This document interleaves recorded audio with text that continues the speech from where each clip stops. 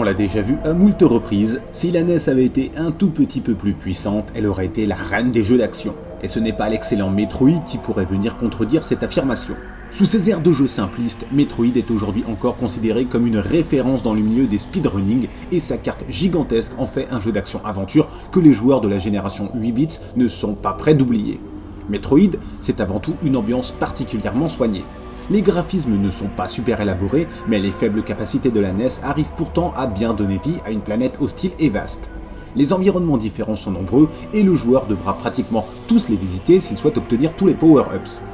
Comme pour le premier Zelda, le joueur est relativement libre de ses mouvements et il peut partir visiter la planète Zébès comme bon lui semble sans être tenu de suivre un chemin prédéfini comme dans un bon vieux Mario.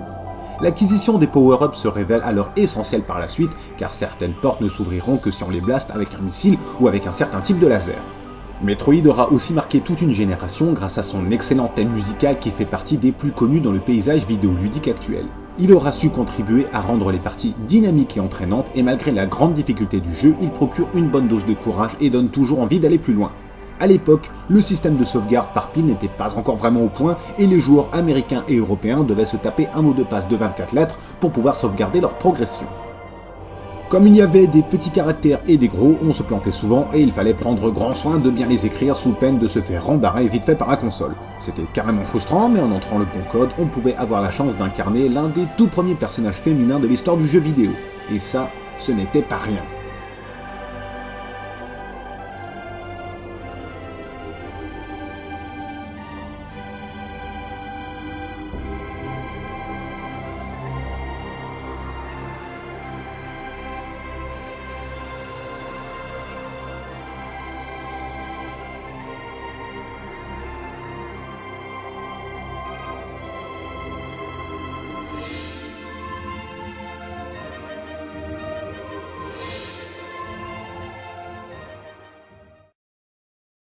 Megaman est aussi un jeu qui vaut le détour. Toujours dans le milieu très impressionnant du speedrunning, il y a des tas de joueurs qui arrivent à le finir sans se prendre le moindre jeton de toute la partie. On va voir que ce n'est pas à la portée du premier couillon venu. A l'époque, c'était une innovation. Le joueur pouvait choisir par quel niveau il allait commencer. Cette marque de fabrique a toujours été respectée depuis, et cette option n'est pas anodine, puisqu'à chaque boss qu'il malmène, Megaman gagne son pouvoir. En finissant les niveaux dans le bon ordre, il pourra alors bien se faciliter la vie. Parce que point de vue difficulté, le jeu a de quoi foutre sur les nerfs. À cause d'une jouabilité pas aussi précise qu'on aurait pu le souhaiter pour ce type de jeu et à cause de quelques passages qui se jouent au millimètre près, le jeu aura tôt fait de faire péter un câble à plus de 80% des joueurs.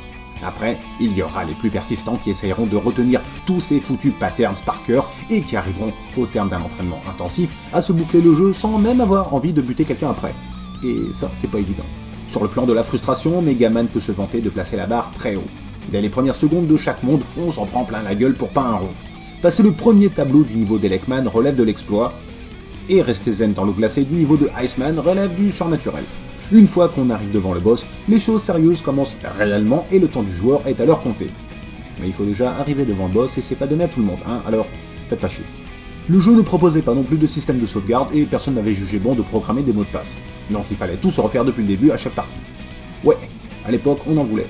Ça c'est clair.